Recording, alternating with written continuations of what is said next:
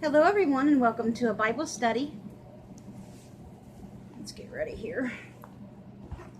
I thought I was turning the camera on and I accidentally took a picture of myself. Like, who wants that on there, right? I forgot to do our Bible study circle of kindness that I had. I have several of these still and I forgot to do it the last couple of times. I apologize. So we'll definitely do one tonight if I don't forget. I got the file right here. So hopefully I won't forget. So tonight, the Bible study is in the book of Matthew again. I promise I'm not picking these out. I'm going as selected here. Matthew chapter 7 tonight. And right now I'm going to read to you Matthew chapter 7 verse 14, which says, "For the gate is narrow and the way is hard that leads to life, and those who find it are few." And now I'm going to read all of chapter 7. We've got a lot to cover in chapter 7. Let me lower that down just a little. Judging others. Ask, seek, and knock. The narrow and wide gates. A tree and its fruit, which is actually talking about something else, you'll see. The wise and the foolish builders. And it's talking about, that's the parable of building your house on a rock and on the sand and stuff. You see my little girl up there? Our little girl Dottie up there.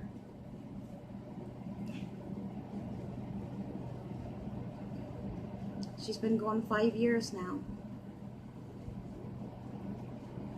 Time sure does fly by, doesn't it?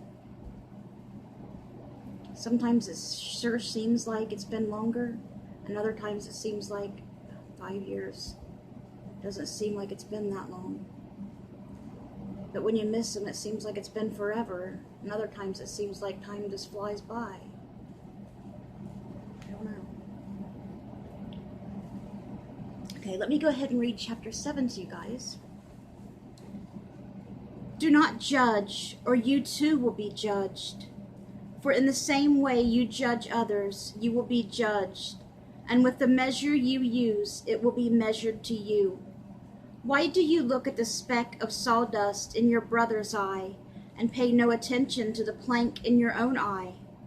How can you say to your brother, 'Let me take the speck out of your eye,' when all the time there is a plank in your own eye?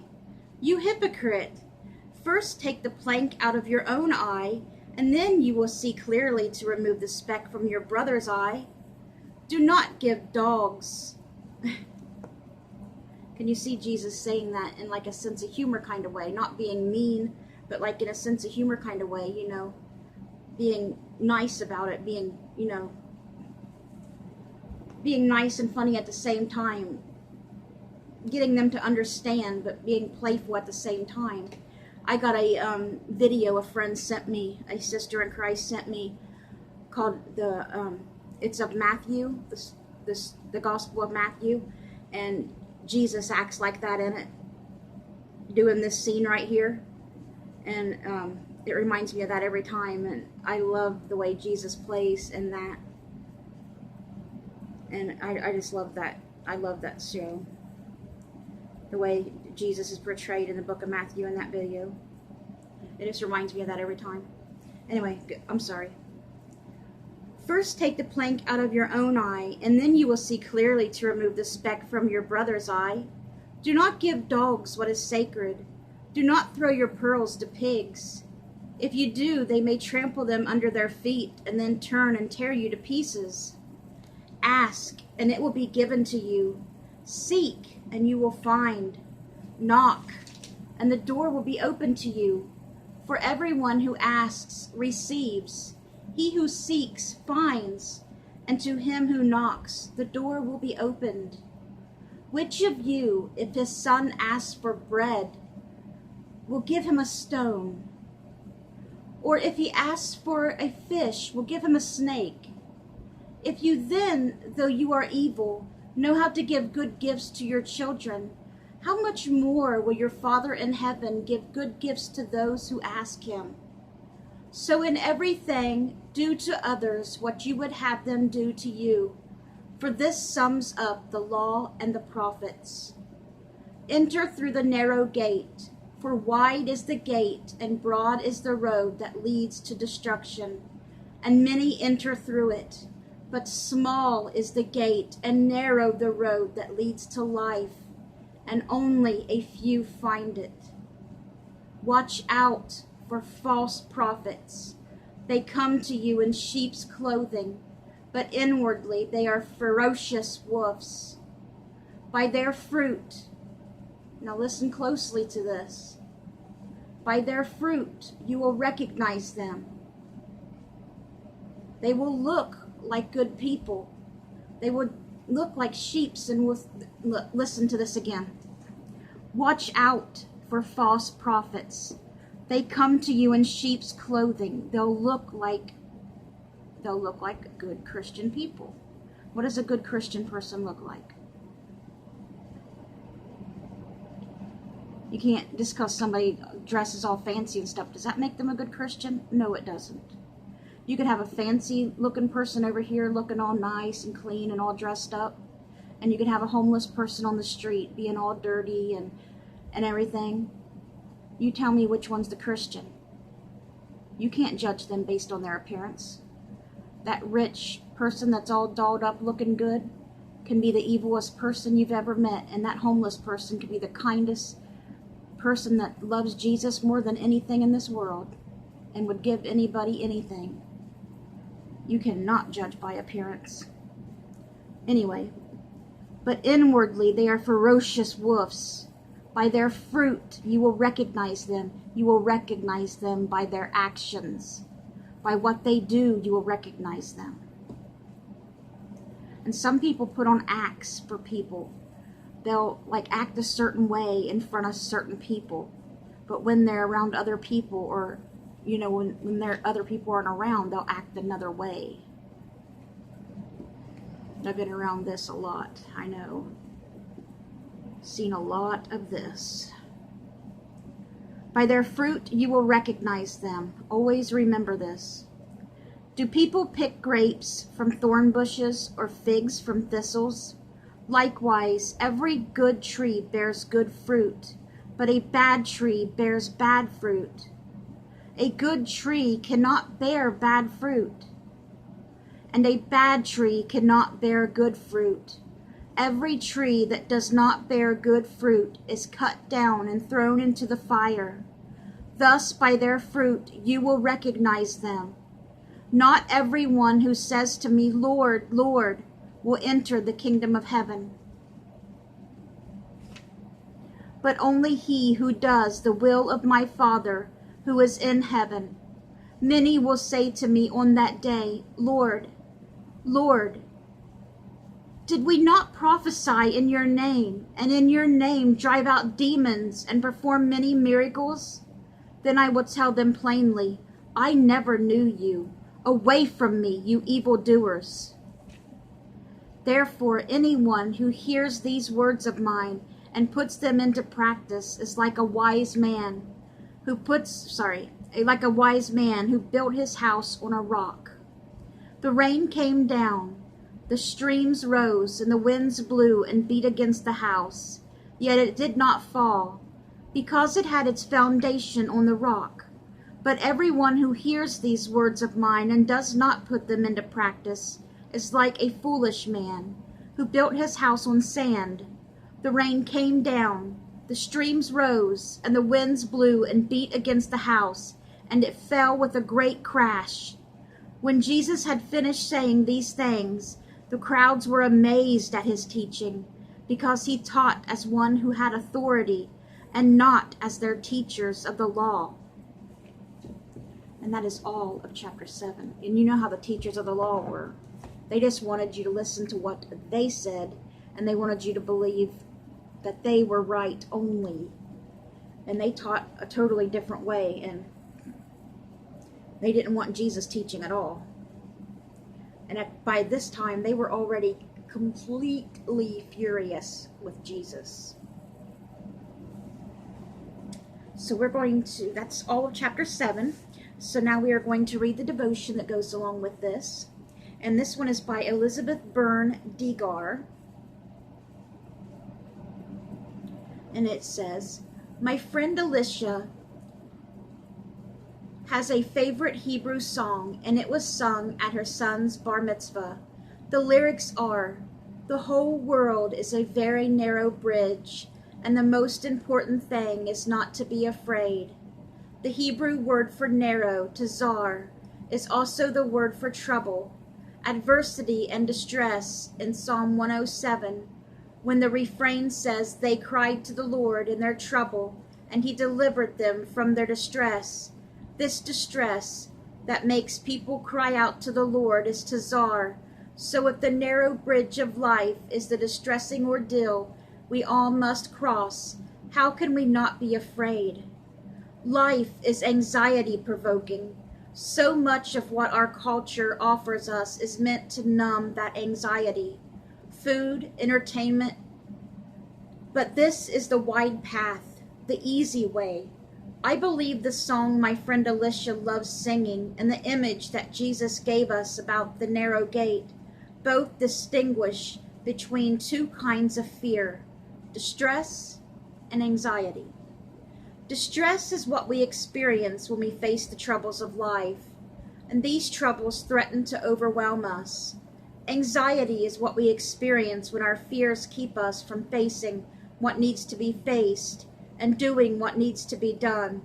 It takes more courage to choose the difficult path of distress than to let our anxiety dictate our choices, encouraging us to cling to an illusion of safety. Perhaps that is why so few seem to be able to find the narrow path through life, that while harrowing at times is not bogged down by anxiety.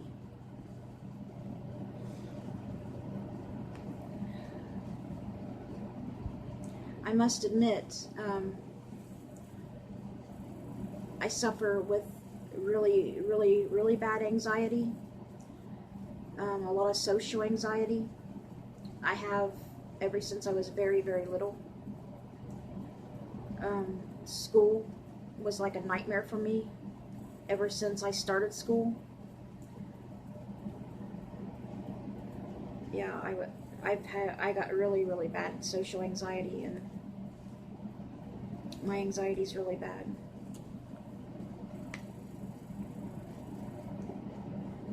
I don't go out of the house much, maybe once a month to go to town to get our groceries, and when I have to go to the doctor, and that's it.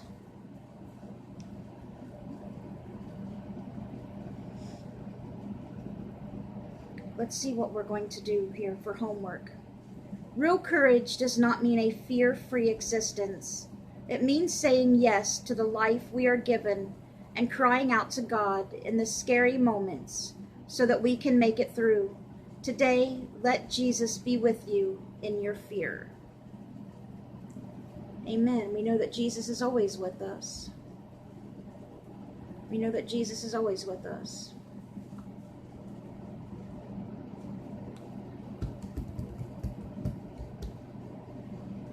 I need to tell myself that too. When I'm out and get nervous and get scared and all the people are around and I get all nervous and everything, I need to say, Jesus is with you. You know, calm down. It's just like really difficult when you get overwhelmed and everybody's like around and it's like so overwhelming and you get really stressed and start to have a panic attack, your blood pressure goes up, and it's hard to think about anything when that happens, you know.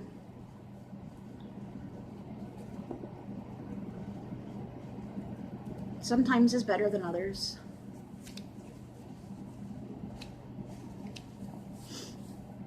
Oh, I forgot to do the circle of kindness. Alright, let's get this done. Let's do one of these.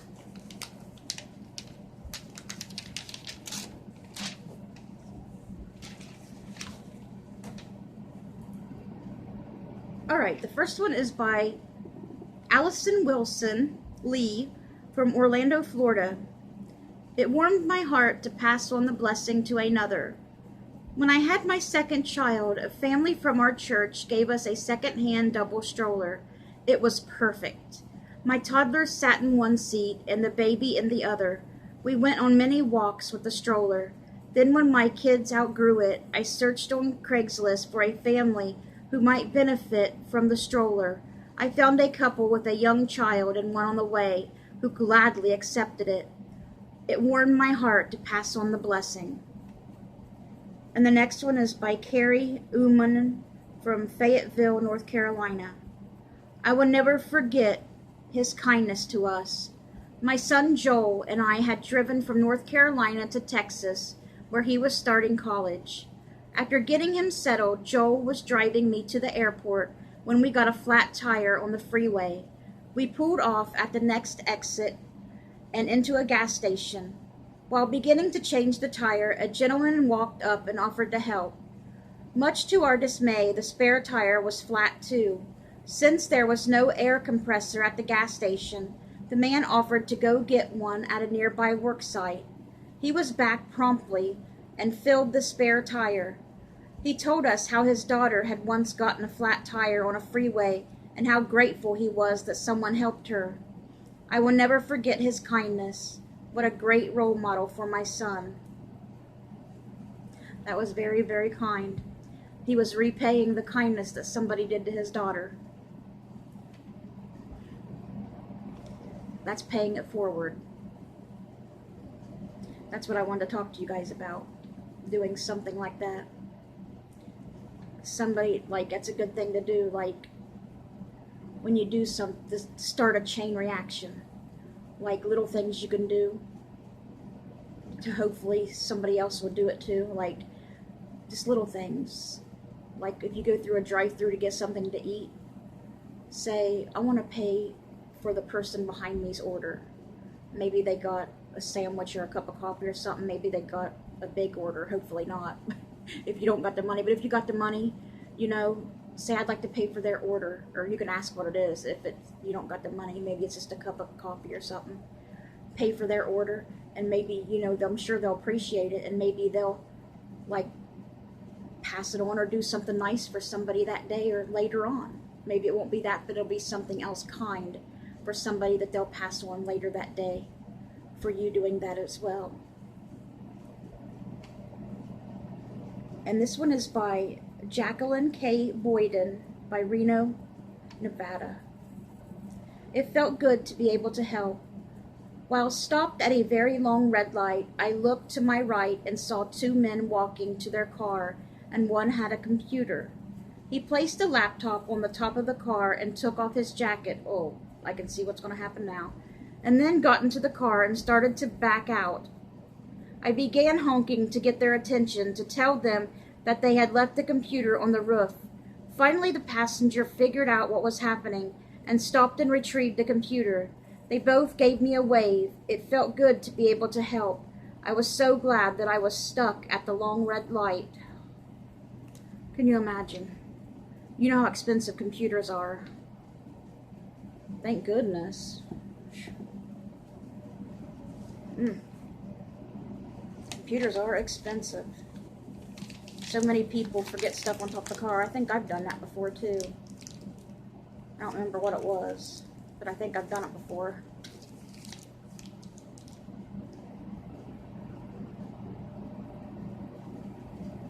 Oh my gosh. When I first started, this video's getting long. When I first started driving, when I lived with my mom, when I lived with my mom, I was working at Walmart, and I was backing out to go to work or something. I think I was going to work. Oh no, I was going somewhere, and I was backing out the driveway. It was like a really weird driveway. You had to go over a culvert and everything. It was a horrible driveway. Anyway, I was backing out, and I always looked, and I didn't see anything. And then one of the dogs was loose, and it was a stray, and I called her Princess, and I heard her yelp, and I accidentally hit her. And I got so freaked out and scared. I grabbed her and put her in the car, and I took her down to the vet that was really close to the house, and he checked her out and said, you know, she was okay and everything, and gave her a pain shot and everything, and said to keep her in the house for a few days. And I wasn't allowed to, but I snuck her in every night through the bedroom window and kept her inside because I wanted to keep her in the house. But she was okay. I felt so bad about doing that, and I don't know why I just told this story, but it was just popped into my head for some reason. I still to this day feel so bad for that. Poor little princess. I'm just so glad she didn't get hurt worse than that. I felt so bad for that, for doing that. Anyway, I'll let you guys go. That was everything for our Bible study tonight. I hope you guys have a great night's sleep. And good night, everyone.